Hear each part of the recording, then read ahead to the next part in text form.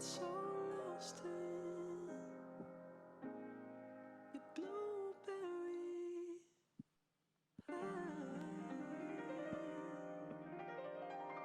Sorry for the 300 plus people on this. Obviously, we have a really hard task to follow the keynote and the intro from Eric Tata and Bernice and Jesslyn. So sorry. But here we are. I'm so excited to be facilitating this conversation with a number of extremely talented industry leaders across really diverse backgrounds and experiences within advertising, and we're going to talk all about how to get paid and what you getting what you deserve.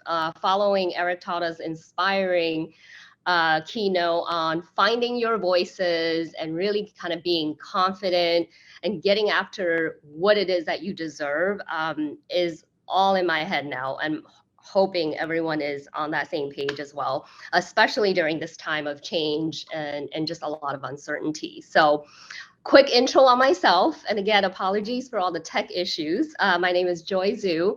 I'm based in New York City. My day job is working in ad tech sales, currently at Google. My background has always expanded across the advertising industry within agencies, publisher, ad tech, et cetera, as well. But today is not really about me. I am more than thrilled to introduce to you the stars of this show, starting with Syma Mian, who is a queer, first gen American Pakistani who grew up in California. She's led a career in media and tech across San Francisco, Los Angeles, and New York City. While she did take a short stint break from advertising recently from corporate, she's now back working at TikTok, managing Big Six agency partnerships, and deeply committed to building community both personally and professionally across the industry. Caroline Gomez Grann, a creative leader with 16 plus years of brand marketing production experience. She's founder of Creators Agency, where she leads a team to collaborate with brands, agency, and business creative studios to drive branding as well as business outcomes. She is passionate and creative. Um, Keep your creative cup full, like Eric said, and is a leader who brings forth optimism, and growth, which all we all need on a daily basis. Gordon Ho, president of Expertainment, strategy consulting firm, as well as adjunct professor at Georgetown and USC. He's former CMO at Princess Cruises and EVP marketing and content at Disney Studios. Outside of work, Gordon serves on the board of Coalition of Asian Pacifics in Entertainment and a mentor for many.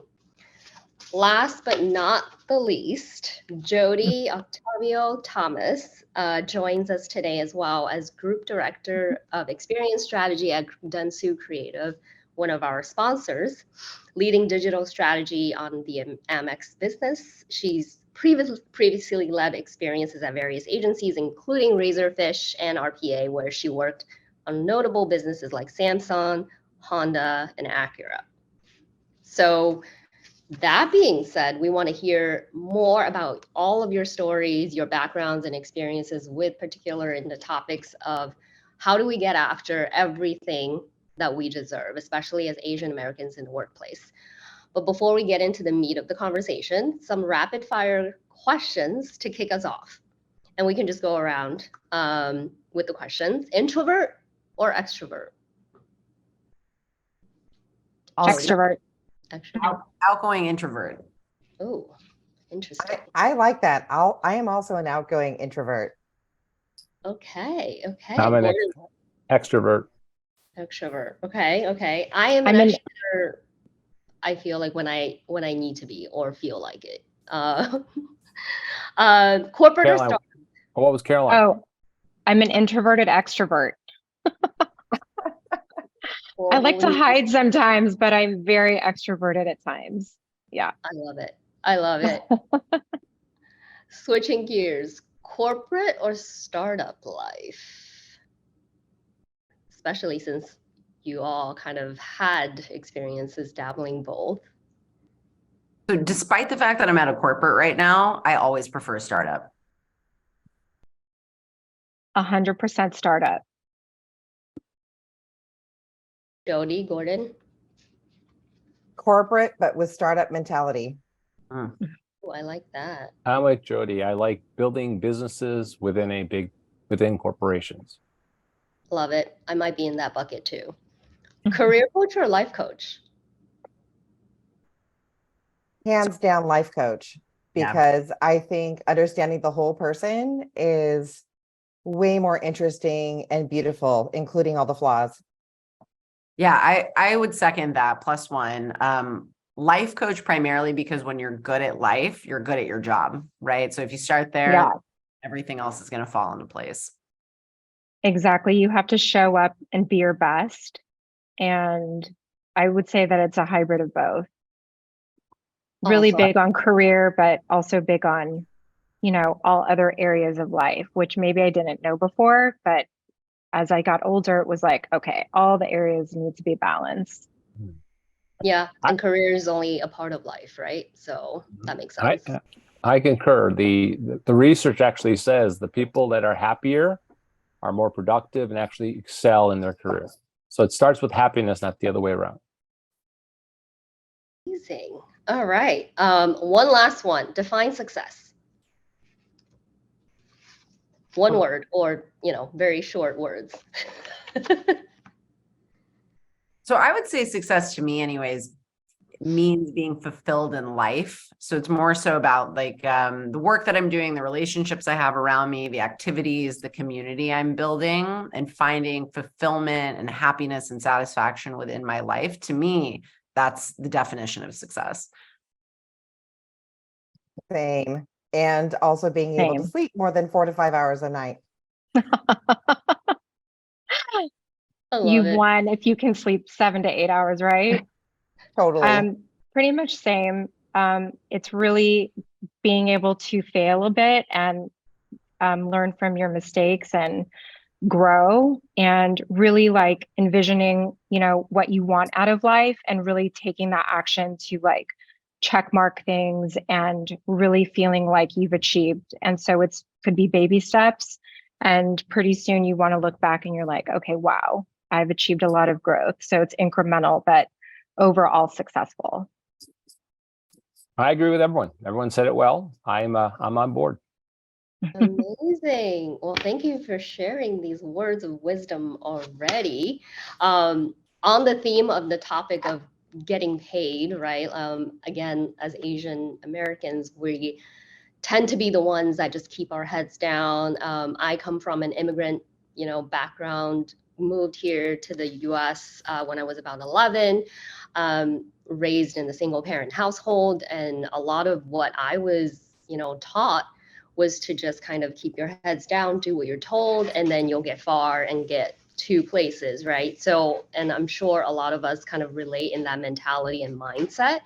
And given kind of like what we've already heard from various different speakers and, even past engagements, there is the even kind of like more critical need for us to kind of find ourselves, right? Like, so grounding in the values that we believe in based on our experiences and kind of like past, relationships with either family or even professional world, et cetera, as well. There's the critical need to kind of find yourself, right? Because we all might have very different ambitions and priorities in life and in different stages of life as well.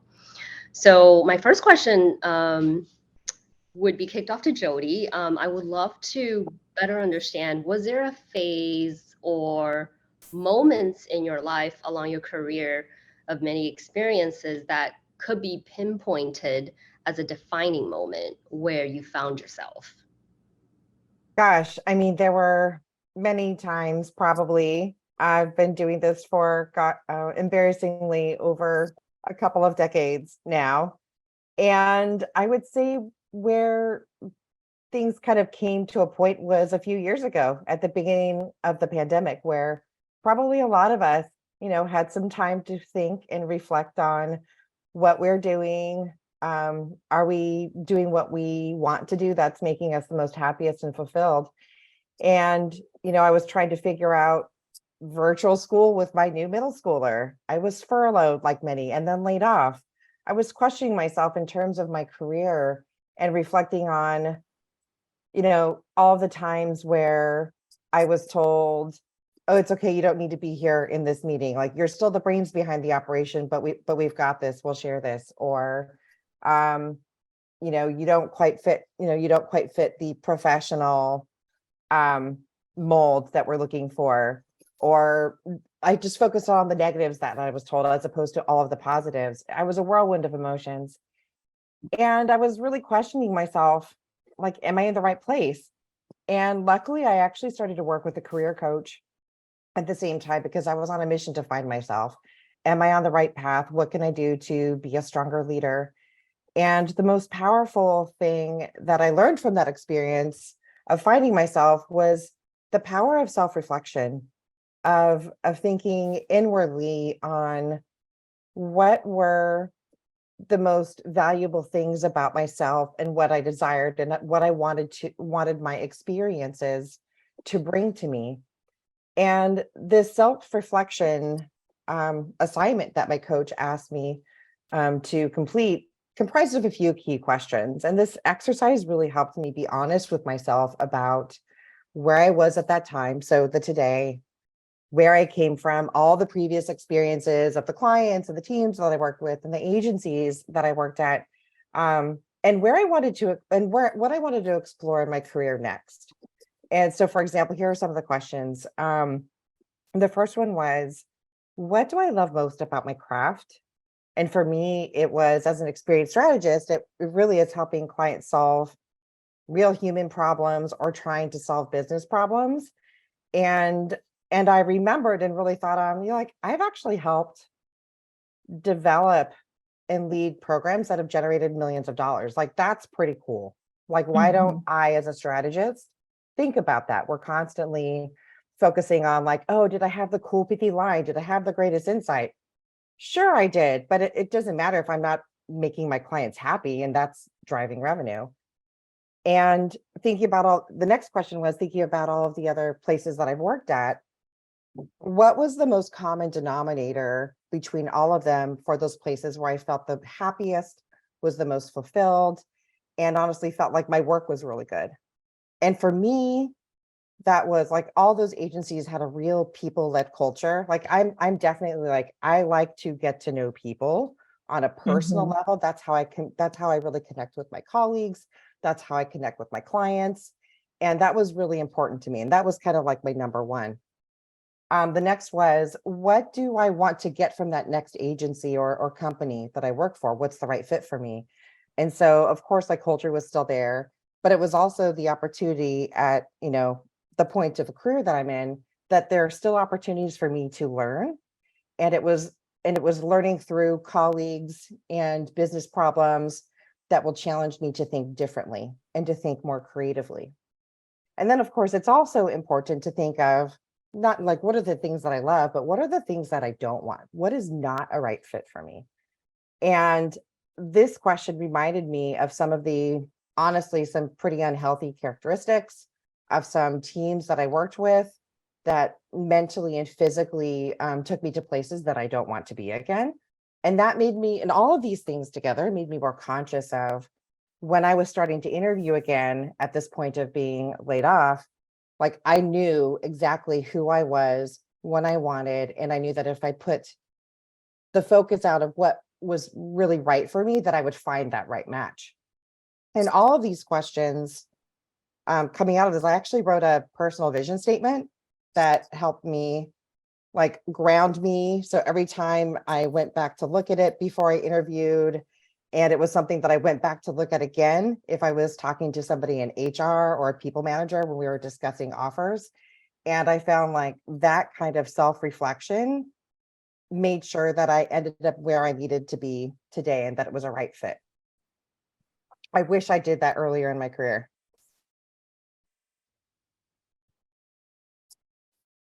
That is amazing and awesome that you're so reflective of those moments as well, right? Even to your career now, in terms of where you are and how you got there, is super critical and important to kind of, those reflection points are definitely needed, right, every now and then, in terms of as the kind of like world around us continues to evolve too, like how are we changing and evolving as people, first and foremost, right? So those are really, really awesome points and pointers to kind of keep in mind as we continue to kind of think about how everyone's career journey, or just like life in general, is also very different. Mhm. Sure everyone can kind of relate.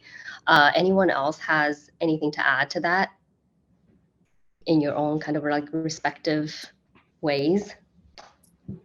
I honestly just love that you took the time to reflect. I think as I've, sort of progressed in my own career too, I have found, +1 to everything you said, Jody, in terms of just the power of reflection and going inward. What I've found in careers oftentimes is it's more about being able to hear your inner voice to then find the right Mhm. alignment. And then when you find the right alignment, you naturally become successful at anything that you do. So just +1 to everything that you said. It was a hard exercise, I'm not gonna lie. It took me through even some dark places of myself that I had to really like recognize, like, okay, that one was on me. Like how can I, do things differently next time? To echo that, I definitely think it's important to realize any pain, any bad experiences, anything, a wrong path that maybe you've taken, and to really like look inward and then figure out, action steps to go beyond that. And I think that's amazing that, COVID allowed us some time to look inward. Yeah, I think the And, build. Oh, sorry. Go ahead. oh no, and I think it was really smart that you took the time to get a career coach. I think that's a really great Yeah. step. Yeah. Sorry, Gordon, Yeah. go ahead. No, I think it's amazing to reflect, have that personal reflection statement. And I think maybe to build upon that, since folks are trying to translate to how to get paid, is think about how your personal reflection helps you do your own personal branding statement, right? Everyone here is involved in creative advertising, positioning, and so many of us forget to do it for ourselves. So I think it starts with your own internal reflection. Who am I? What am I passionate about? Mistakes I made, as Jody was talking about, and then translating it. So when someone does ask you, you're ready to give that 15-second elevator pitch, 30-second branding statement, etc. So I just want to add that on as well. Yeah, branding is everything, right? We often kind of neglect our own personal narrative, and it's so important, because that is what you take with you anywhere and everywhere you go, right? So it's really kind of building upon that as you go. And career pathing doesn't have to be linear, and that's also something that we all kind of need to keep in mind, is like be curious and be open to the opportunities that are out there. Thank you for sharing that. Switching gears just slightly, and staying on theme in terms of getting paid, right? Like, interviews is something that we go through all the time. There are so many resources and toolkits out there in terms of how to prepare for them. I feel like in my own experiences, interview processes are also very different, at various companies, right? Um, I want to kind of get your thought on that, Syma. Throughout your kind of career journey, and you've worked both in corporate as well as startup environments, etc. Um, how was your understanding of that interview process? Like, how has it evolved over time, right? Because, like, I feel like personally, I've seen that in many shapes and forms as well. Um, Particularly as it pertains to kind of being an Asian woman in the workplace. What does that mean to you? And what type of advice do you have for all of us today? Yeah, totally.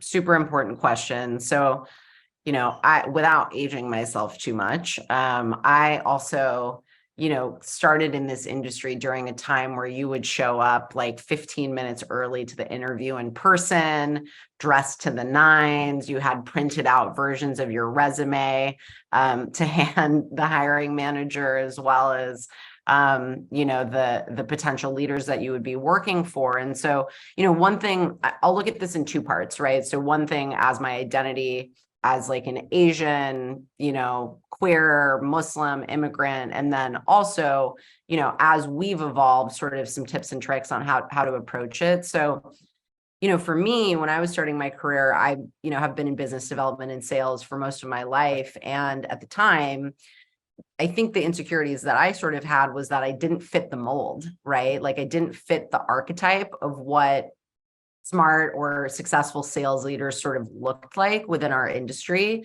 And so what I found myself doing when I was younger was really sort of trying to assimilate into what I thought people wanted of me, and really shedding or sort of hiding parts of my identity to show that I was capable, right? I think most Asian women, we also get the stereotype that we are more suited for service type roles rather than, front of the house or being, super powerful and being able to lead.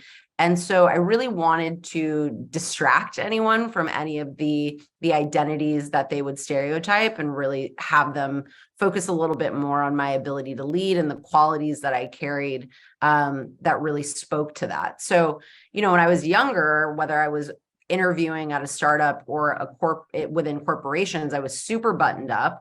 I would say that I sort of was hyper vigilant in terms of understanding how I could be more polished than the next person, right? Because I really felt I was up against these stereotypes that wouldn't make me successful. That being said, as my career grew, and I was able to find success, what I found is that the very things that I was hiding were actually all of my strengths, right? The things that made me most powerful in a room was that I had such a diverse perspective, and that I had all of these layers and intersections that allowed me to really talk to all types of clients, right? Global clients, really being able to translate, different cultures as well, and being able to see things from a different lens. So that's what I would say in terms of identity that has evolved over time. And if I could offer anyone, advice or tips as they are approaching interviews, use the intersections of your identity as your strengths. And honestly, lead with that, right? Because what we're finding more and more so is that organizations, they are desperate for the type of talent that this community is able to bring to the table, and really highlighting all of those diverse perspectives and how that translates into business outcomes, honestly, is what puts you ahead of the pack, right? Because what we're finding is that the cookie cutter mold isn't working in like in a global environment. Most of our companies, whether we're based in the US or not, they have so many layers of global identities attached to it as well, that's really a strength for you. So I would say highlight that as much as you possibly can, because it really does help you to stand out from the pack or anyone that you might be up against.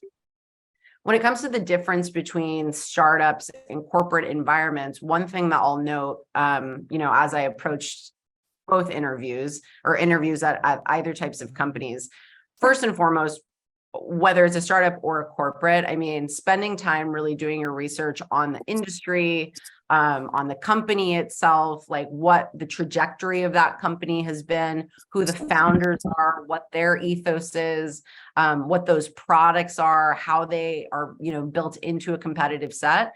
That's sort of table stakes, right? And so whether that's you're interviewing at a corporate company and or a startup, I would say that's really something that everyone should really be thinking about as they are approaching those interviews. I think the difference between corporate companies and startups as well is, the way that corporates are set up in terms of how they're leveling you when it comes to how you're getting paid. Talk to all of your friends that are working there, right? And doing as much as you can in terms of, well, what are those comp bands and what should I be asking for realistically? More often than not, and I hate that this is still the case, but you're going to get leveled down by that recruiter or by that hiring manager. They're probably going to put you in a pay band that is lower than what your actual years of experience or what you've been able to achieve should put you at, right? So what I would say is, especially in corporate environments, asking pointed questions while you're in the interview process to really understand the levels and the bands and what the opportunity is and what your overall total comp packages really look like really early on in those conversations should be step one, even before you go to sell your value and why you're the right fit for the role, right? Because as you are doing that in a corporate environment, and if you start the conversation that way, what you're also communicating to that company is that you know your worth, right? And that you're not going to settle for anything that is less than what you are worth. And that sets you up to really succeed as you enter that company, or if you decide that you want to take that role. And if you get pushback from those recruiters, also don't be scared to walk away from an opportunity, right? Because if you're being bullied into a corner where you're not getting the answers you need to be able to make an educated decision, then it's probably not the right opportunity for you, right? Because you're off the bat not being respected in the way that you should be. So I would say feel confident in pushing back if you're not getting what you need, and also assessing whether or not, you know, a company off the bat is starting a relationship with you that is built on a basis of respect. Those are my thoughts on corporate environment. When it comes to startups, it's a little bit different, right? Because most often than not, most startups, whether they're in seed or Series A or even moving to Series B, what they're looking for is going to be a little bit different in terms of how you're building, right? You likely will have a little bit more opportunity, and most startups are willing to be a little bit more flexible with you when it comes to negotiations, because they're proving their product. And so if they're able to see that you are talented and that you are a potentially valuable member to their organization that will really help them drive the type of growth that they want to see, what you need to do is also set those expectations up front with those companies to be really clear on, okay, cool, like you're not at a place of equity yet, but where can I expect to go if we hit these milestones in terms of revenue and the way that you are sharing with me that you're looking to grow? And how can I plug into that now? That way I can also set myself up to succeed as I enter your startup, and I look to help you scale your business to C and D and beyond, or even acquisition or IPO, right? So those are some of my thoughts on the differences between the interview process with you know, startups and corporates. And candidly, the way that evolved for me was a lot of failure, and not knowing, right? Like I came up during a time where like I couldn't Google as many of the things that I'm able to now. I wasn't able to have as much community as perhaps we all have now. And I think the other great thing about, you know, everything that, you know, Asians in advertising is doing is connecting us, right? So we really want to help lead and mentor all of you as you are going through this process to identify the right opportunities for you, the opportunities that like maybe you're struggling to negotiate. Because if there's anything we can do to sort of pay it forward, it's to help you guys not necessarily make the same mistakes that we did along the way, and ensure that we're building equity and opportunity for the community and for this great group of people. So that's what I have to say. As hard as things are right now, I feel like compared to where Syma and I and maybe Jody and Gordon were before, where, you know, there wasn't as much opportunity or less diversity, that with, you know, this era of like, you know, you see so many brands that have chief diversity office, you know, there's a lot of leadership roles now that are making sure that corporations have, you know, diverse hires, or there's just more opportunity, I think, for all of us. Yeah, absolutely. And I think what I'm hearing also from like a lot of tips on interviewing process itself is like be able to do the homework, do the research, right? Like know what your value sits, right? Like what's the marketplace conditions in terms of like where you should be getting, and not undersell yourself because of various different factors, right? Like, and have a stance of, and being able to walk away, and the art of, you know, saying no is beautiful once you learn it, right? And I feel like being Asian American, like we don't tend to do that because we feel like whatever is offered to us is good enough, and you know we we take whatever that is given, and having the mindset shift away from that kind of allows us even more opportunities to think differently about how we even approach the interview, because at the end of the day, it's a two-way street, right? Not only are the companies interviewing you for your qualifications, but you are also trying to find out whether it's a good fit for your employees, as an example. And I would say Sure. also like having non-negotiable, Okay. right? Like when you know exactly what you're looking for next, like I will not accept anything less than this in terms of what I'm going to get paid. This is exactly the industry that I want to move into. It's almost like once you decide what you want, the universe sort of conspires to make sure that you then get that. But if you find yourself sort of deviating from those non-negotiables, it's a little bit harder for you to then truly be able to communicate your worth and knowing of the path that you want to be on. So I just want to share a quick story building upon what we've heard from Caroline and Syma, is that when I've done so many interviews, right? So I just remember when I was trying to hire the head of creative for Princess Cruises, right? Big job, $2.5 billion revenue. The candidate that got the job was, during the interview, they were able to add so much value, meaning like I'd say, well, what do you think about this? And it became clear that this candidate was the must-have candidate that was worth a lot. So during an interview, if you can make yourself invaluable through the insights and research that you're talking about, Joy, so that if the interviewer says, well, what do you think of our social media? Or what do you think of our creative? You should have an answer. And that is basically, it's out there. You can see it, right? You can get retargeted for ads if you visit the website. There is no reason why you can't have a point of view on their email, their advertising, and so forth. And to the extent that you have a smart perspective that can actually move the needle, and they say, I need Caroline or I need Jody, then you have the leverage. They want you, then you can maybe then get the leverage to ask for more. But that's just a little anecdote that I want to share, just for me hiring that particular role. Also, anyway. it's like having that leverage prior to going into like doing the homework, preparing for the interview, but knowing your worth and knowing how to leverage going into the interview, which then you're more confident and, I think more successful within the interview, no matter what. If you don't get it, you've done your best.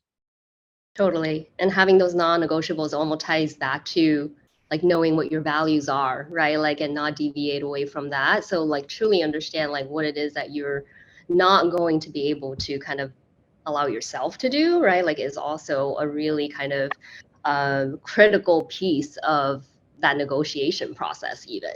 So on that note, Caroline, we want to get into more of the nitty-gritties in terms of like negotiating and having the mindset of kind of that not just settle, right, for anything that you're given.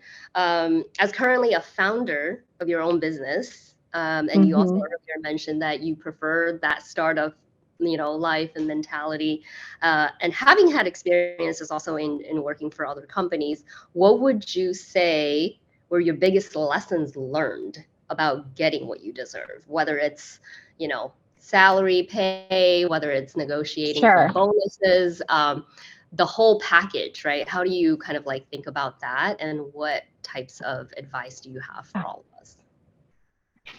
Sure. I mean, I want to say that, I started at a time when there was not very many, like I didn't see very many Asians in our industry. It was very white, and I worked for a Latin-owned shop, creative shop to start. And my salary was so low, but I would pinch myself and say, oh my God, I am like in heaven. I love exactly what I'm doing. It was truly building from the ground up and focusing on marketing and all the things around it and sales. Hello, everyone. Thank you so much for joining Asians in Advertising today. This is... Oh, was that a recording? That was a recording. So just to echo, I think back in the day, they didn't have like the creative industry wasn't as big as it is today. Post-production, production, just content. Like we've seen content explosion in the last like 5 years due to digital. And so I would say that, I really got my hands dirty and worked really, really hard and put in a lot of hours into building a shop. And I had to figure out ways to create value for myself. So it was maybe scary to be asking for a raise or then asking for bonuses and asking for commission on projects that I would bring in. And over amount of time, like I just built confidence. And as I, had proven results with a lot of the work that I was bringing in, that's how I knew that I had a knack for connecting and I had a knack for problem solving and I had a knack for strategy and I just was really good at what I was getting better and growing. And I knew more people. I got way more connected. We worked at a high volume shop back in the day. And so I met every single ad agency and I just understood the marketplace. So I went to another shop where I was given the keys to the kingdom and my salary bump was way higher. And I said, oh my God, it was the most fun I've ever had. I think just like that part of the negotiation between grinding away and paying your dues to then elevating your value by negotiating your salary and putting yourself in a position of, more responsibility, pushing yourself to, be a leader and pushing yourself to really, really drive yourself to produce results. So it was super fun. It was like probably one of the best decisions I'd ever make. But then I ran into a wall where it was not a good situation. And then I said, okay, you know what? I'm going to do like 3 to 5 of these assignments. So that's exactly what I did. I started creators residency right before COVID, and it was so hard. It was like, what am I doing? This is like a bad mistake. But I started getting phone calls and I put myself in a position of maybe moments of feeling undervalued to creating a lot of value. So instead of like one client, it was like, it's now 5 clients. And I'm literally with my team. And so we are really adding value to like 5 separate clients.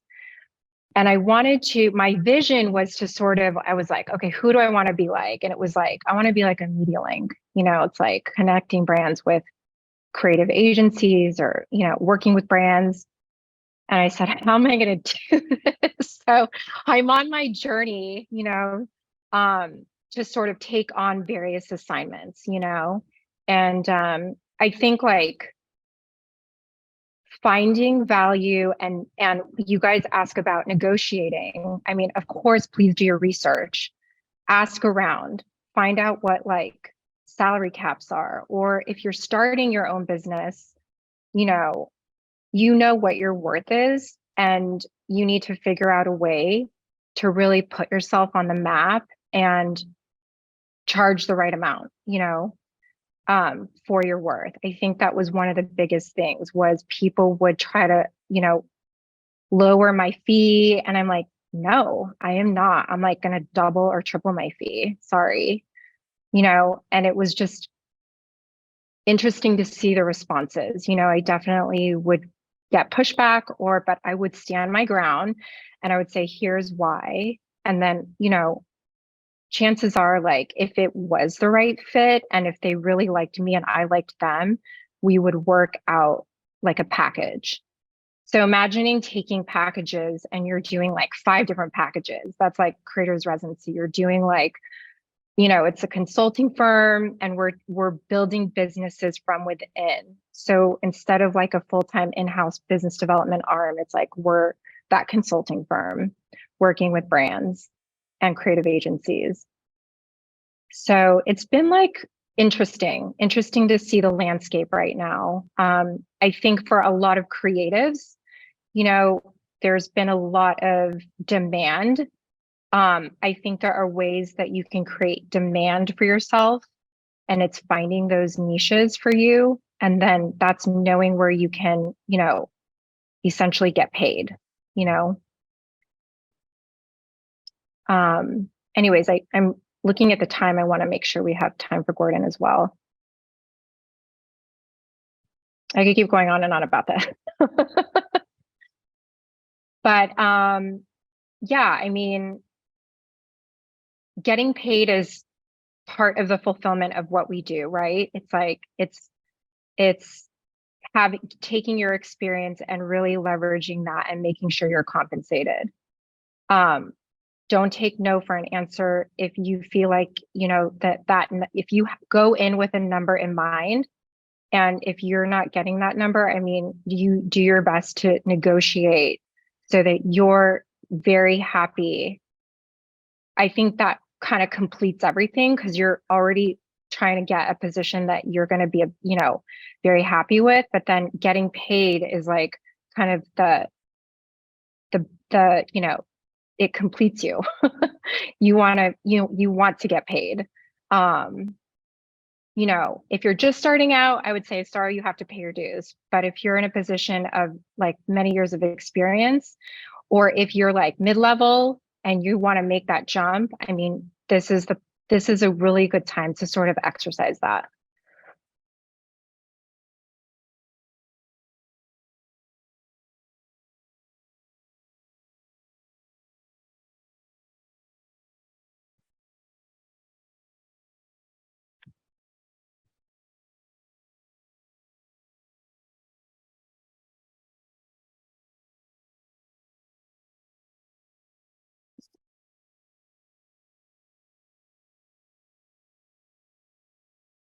Oh, you're on mute, Syma. Sorry. Oh, go ahead, Syma. Oh, now she's back on mute. Oh, but yes, all of that is really insightful to hear, as well as I feel like it probably resonates with a lot of people in that mindset. Would you, Caroline, or anyone on the panel feel like that mindset is a little bit different right now, given all the macro kind of economics and the challenges? You know, all the companies are kind of cutting costs left and right due to unprofitability. Like, how do we think about that, right? Because it almost kind of puts us in the position of, if we were to look, or if we were to start our own business, do we just kind of settle for what we can get? Or, you know, how would you kind of handle that, especially given now that you are owning your business and kind of driving forth those conversations? Do you feel like it's different from when you first started? And anyone else too. Business development, I think is even more needed during a recessionary period. So I knew that because in 2008, when things were sort of in the dumpster, that we created a demand. So that's when I knew that like my role in marketing, sales, and business development would not necessarily like go away. In fact, like that's when brands, corporations, startups, they need it more now. So I think they'd be willing to invest. So again, it's just creating the demand and finding where that could be. Because even if there's layoffs, I know that they're still, you know, they're still spending money. They're still going to hire. They still need business, you know, they still need movement. So I think it's just picking things up. And if you get laid off and if you experience like, you know, just, you know, having to make a change, you know, there are other opportunities. And if you get stuck, please call me. I will help you. I'm really good at this. I love that. I have a team, you know, I have great colleagues that do what I do, you know, and are open to helping. That's amazing. Yeah, and to kind of come back to what we talked about in terms of like knowing your value, right? I feel like it's having that mindset of the list of non-negotiables and keeping that in the forefront whenever you're having those type of conversations would be really, really important. Thank you so much for sharing that. Now, Gordon, we haven't heard too much yet from you, but so let's say now that you passed all your interviews, you negotiated kind of like the best salary and package that you possibly could imagine, and you've been in job for a while and, you know, doing really amazing work. And obviously, we all want more, right? We want to continue to grow and develop. Gordon, as someone who has, you know, both led managers, leaders, as well as individual contributors in your career, what's kind of your perspective on some ways to kind of add exceptional value, right? Because Caroline talked a lot about adding value. What's your perspective on adding exceptional value to your company in your roles, et cetera, beyond just what you're told?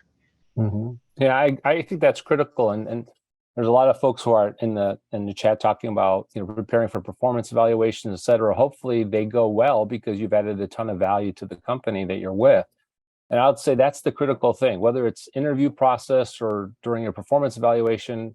Have I delivered exceptional value? I'll tell you this little anecdote from my boss at Disney. We had a conversation, and one of the things he shared was an anecdote from his boss, which is if you do what is expected of you and you do a good job of it, he said that's a grade of a C. You're doing what's expected. If you really want to do A+ work, and all, you know, many of us are driven Asians here, you have to deliver value above and beyond what people expect. And so how do you do that? So a couple tips that I would suggest. One is talk to your superior, your boss, about, hey, what are some things that you think would be really important and add value to this department, to you personally, to this division, to this company? So ask, right? How could, above and beyond my role, what else could be done? And often your promotion and your ability to get money isn't just your boss. Sometimes you may be at a level that several people weigh in on your promotion. So you need to ask those people as well, what are things that are important to you that you think, maybe there's projects that aren't getting done that maybe you could try to initiate and get done with a team, et cetera. So number one. Number two, beyond asking these people who are part of the sphere of influence that will have a say in your promotion or you're getting more money, is to think about what are those measurable things that you could do for your company or division that adds value. It could be developing creative that tests through the roof. It could be an idea that grows sales by 20% or profits by 20% or adds that lower cost per, you know, your cost for acquisition by 10%. Any of those things I think will make a difference. So look at asking your sphere of influencers, your boss and others, but also look to yourself. And the anecdote that I'll share with you is at Disney, and this is where building allyship, which I know is coming up next in a couple other panels, having allies within different departments is helpful. And that led me to have a conversation with all these producers of content at Disney. I remember having this conversation with a producer. He was a producer of a show called Darkwing Duck, maybe way before many of your time. He was also working on a new show called the Aladdin TV series. In talking to him, I said, so what's going on? He says, oh, we're doing a new show based on the movie, but it's a TV series. And I found out that they're launching it as a 3-part episode, okay? And I said, well, could that be made into a movie? He said, yeah, but since we're launching it to television, we made it 3 parts. So that gave birth to the idea of putting those 3 episodes together into a direct-to-video movie. And after several memos to Jeffrey Katzenberg, et cetera, that I'd written, we gave birth to the direct-to-video category. And that was only enabled because I'm an extrovert and I like to ask questions, but I think all of you should be able to be curious. And number 2, having those allies and connections to learn about opportunities where you can add value.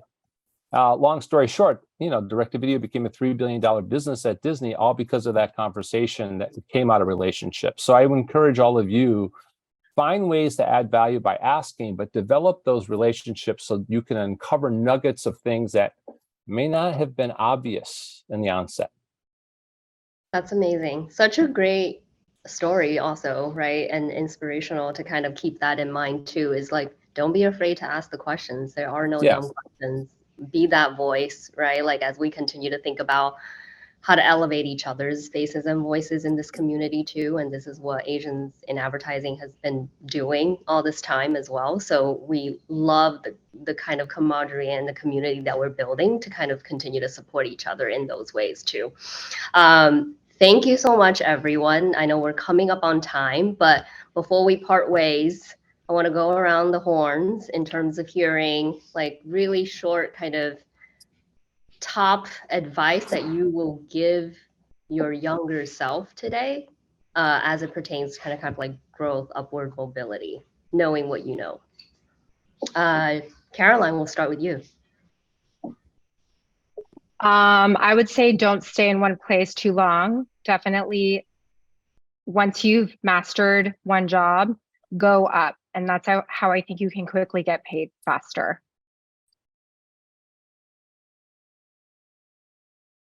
Who wants to go next? Gordon? Well, I think it's a good point. I mean, I'm a data nut, right? The statistics say in general, leaving to another company is going to help increase your pay, but you have to balance that, right? Because your growth, your personal satisfaction might be a long career at the Walt Disney Company, whatever company you're with. That's up to you. But if you want to maximize your pay, you have to be open to make changes, et cetera. And the last thing I'll leave you with is your growth path may not be a linear diagonal line like this, right? You're going to have bumps along the road. I mean, that's okay. Jody was very vulnerable sharing about her. I had the same situation. My job was eliminated at Disney. Take that in, use that as a time to reflect, because most careers aren't always that, and understand that rarely is it for other people. I'm tailing off of what Gordon said earlier. I think it's really important to find your cheerleaders. I wish somebody told me that early on in my career. And these could be, I mean, it's really part of career self-care, right? To find people within the organization who can not only help lift you up and support you, but it's these people who are also leadership allies who can speak up for you during these, annual reviews, these promotions, or like, heaven forbid, I know I've been in the situation, many of us have been in the situation throughout our careers where we're on the list of potential cuts because of losing some sort of a business, budget cuts, having to right size where we are, and having those people who can advocate for you is super, super critical. Yeah, I mean, I agree with everything that everyone's saying. I guess my piece of advice is I can't change the people I'm around, but I can change the people I'm around. So make sure you're surrounding yourself with people who are your cheerleaders. Make sure you're surrounding yourself with people who energize you, and you know who those people are going to be. Right. Even interaction with them, you either feel really good about yourself or you don't. And make sure that you're consistently navigating towards the folks where you feel energized, you feel uplifted, you feel like you've learned something. And just take the negative, like don't take it personally, just know how to navigate around that and swim to places where you are around people who will continuously elevate you, because the energy you surround yourself sometimes is just as important in your ability to be successful, because it'll help to shape your mindset. And so if you want something in your life, go and talk to the people who already have it and learn from them. And more often than not, they want to share whatever knowledge they have to get you there as well, because it's that cycle of abundance. And to have it also know how valuable it is to give it. Amazing. So I hear stay curious, find your people, and get paid. That's right. Amazing. Well, thank you so much for all of your time and joining us for the conversation. I hope everyone has found this to be really insightful and helpful, and appreciate all of you here.